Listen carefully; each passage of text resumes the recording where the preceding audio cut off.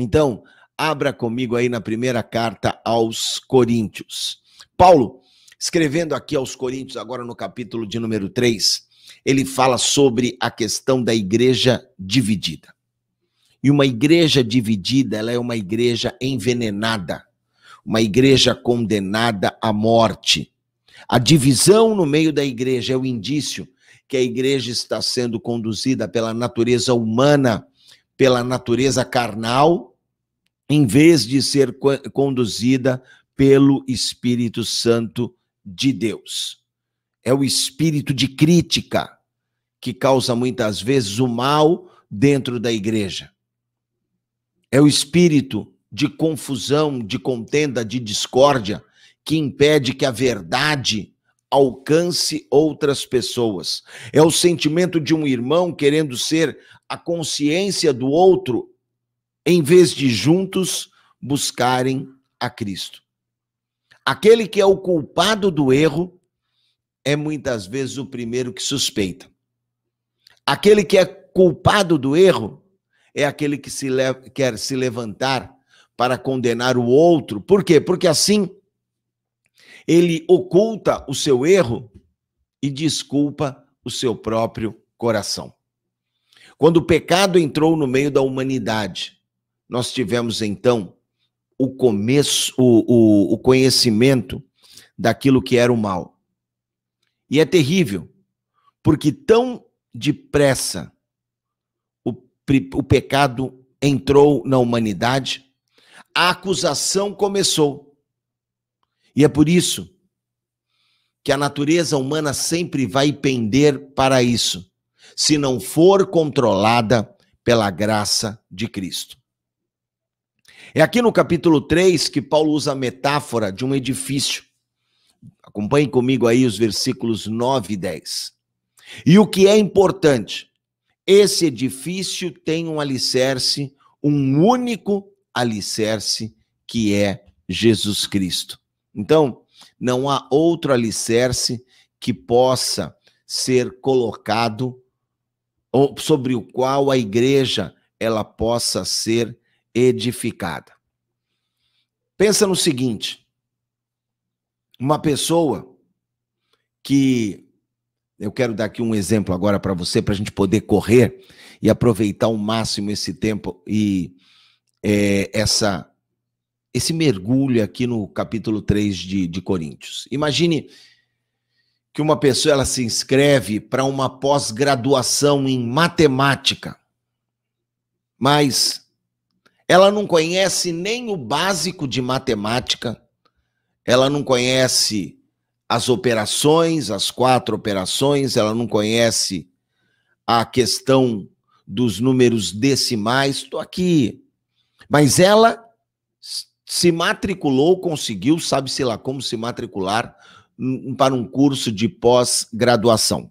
Qual você acha que vai ser o desempenho dessa pessoa? Será que ela vai ser aprovada? Aí você vai dizer, claro que não. E eu estou criando aqui uma questão hipotética, que alguém poderia dizer, mas ela não tem nem o diploma do bacharelado, da licenciatura, mas vamos dizer que ela conseguiu fazer essa matrícula. Você acha que ela ia ter um bom desempenho? Claro que não. Por quê? Porque a gente precisa conhecer primeiro o conceito básico de uma matéria antes de estudar o mais avançado. Não dá para construir o telhado da casa se a casa não tem colunas e paredes. Paulo, então, está falando aqui, logo no comecinho do capítulo 3, que a igreja de Corinto ainda não estava pronta para receber mais verdades do evangelho. É aqui que Paulo fala e traça um comparativo entre aquilo que é o leite e o alimento sólido. Olha aqui, ó. Primeira carta de Paulo aos Coríntios 3:2. Com leite vos criei e não com alimento sólido. Por quê? Porque você não podia. E agora ainda não pode. Não pode. A gente não vai dar feijoada para um bebezinho. Ele vai tomar leite materno. Mas olha o que Paulo está dizendo. Eu criei vocês com leite, vocês continuam sendo imaturos. Vocês continuam sendo crianças em Cristo. É o que ele começa o capítulo 3 falando. Eu não vos pude falar a espirituais. Vocês não podem fazer uma pós-graduação, porque vocês são como crianças em Cristo. Daí dá para a gente ver o nível de maturidade da membresia da igreja de Corinto. E por que isso? Vale a pena a gente lembrar que havia desunião na igreja de Corinto, que havia a questão do culto pagão, das crenças, da idolatria, na vivência deles e na caminhada com o evangelho. E aí, por conta disso, porque uns acreditavam nas práticas idólatras, mas queriam seguir o evangelho, eles começaram a se dividir em grupos.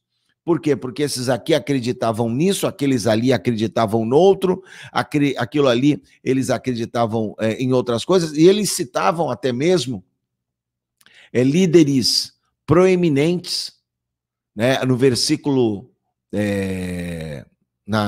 no capítulo 1, eu lembro aqui no versículo 12, e aí eles diziam, né, não, eu sou de Paulo, não, eu sou de Apolo, eu sou de Cefas. E aí Paulo pergunta, por acaso Cristo, de quem vocês devem ser, ele está dividido? Será que Cristo está dividido? É claro que não. Se Cristo não está dividido, o corpo não está dividido. Se a cabeça é uma, o comando que ela manda é o mesmo para todo o corpo. Você consegue entender essa questão da verdade de estarmos em Cristo? E aí, então, lá em 1 Coríntios 1, versos 10, 11 e 12, eles tinham esse discurso, né? Eu sou de Apolo, eu sou de Paulo, eu sou de Cefas. E aqui em 1 Coríntios 3, no verso 5, Paulo pergunta, quem é Paulo? Quem é Apolo? Senão ministros do Senhor. Um planta, o outro rega, e Deus dá o crescimento. E o que planta não é maior do que rega, o que rega não é maior do que planta, o que colhe não é maior do que ninguém. Cada um vai receber o seu salário, o seu galardão de acordo com o seu trabalho. Paulo está dizendo que no trabalho dele com Apolo, com Pedro, havia unidade, e essa unidade, ela vinha de Cristo. Essa unidade, ela vinha de Cristo. Agora veja que coisa interessante aqui, versos 6 e 7. Paulo agora falando, né, que ele plantou, Apolo regou e Deus deu o crescimento. Pelo que quem planta ou rega não é nada. Quem vai trazer a transformação é o Senhor. Quem muda o coração das pessoas e leva-as à conversão é o Espírito Santo de Deus. Eu posso ajudar você, eu posso vir aqui todo dia de manhã e compartilhar com você um pouco do Evangelho de Cristo, mas é pelo poder do Espírito Santo que vai haver transformação. E nós precisamos juntos buscar esse poder. É o poder de Deus. Às vezes eu vejo pessoas dizendo assim, puxa, mas eu estou orando há tanto tempo pelo fulano. Ai, a esposa diz, eu oro tanto pelo meu marido, eu já preguei tanto para os meus filhos. É o poder de Deus e não o nosso que converte. É o poder de Deus. Por isso que Paulo, aqui no capítulo 3, ele fala o seguinte, coloquem o fundamento da vossa fé em Cristo, permitem que o Espírito Santo habite na vida de vocês e, consequentemente, na igreja. A divisão vem por quê? Porque estabelecemos os conceitos nas nossas interpretações carnais e humanas, ou buscamos pessoas que pensem como nós. Você não acha, fulano? Quando o fulano diz que acha, pronto, aí você cola com ele. Lá na carta de João, no capítulo 11, a gente vai ver que o doente, ele tem o mesmo discurso do outro.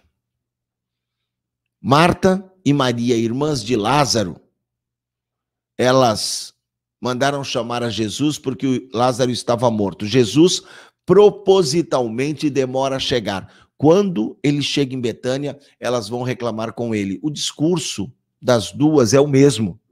Se o Senhor estivesse aqui, meu irmão não teria morrido. A culpa é sua. E assim é quando nós estamos enfermos no nosso espírito, na nossa alma, nós vamos procurar pessoas que se identifiquem com a nossa dor. E é aí que começa a acontecer a divisão. Que nós possamos permitir que o Espírito habite em nós. Consequentemente, vai habitar na nossa casa.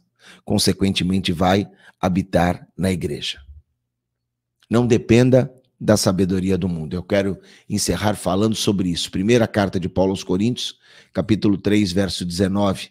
Porque a sabedoria desse mundo é loucura diante de Deus. Ele apanha os sábios na sua própria astúcia. Muitas vezes nós achamos que a sabedoria humana, ela é essencial e acabamos por depender daquilo que os homens falam. A sabedoria humana, ela é loucura quando comparada à sabedoria de Deus.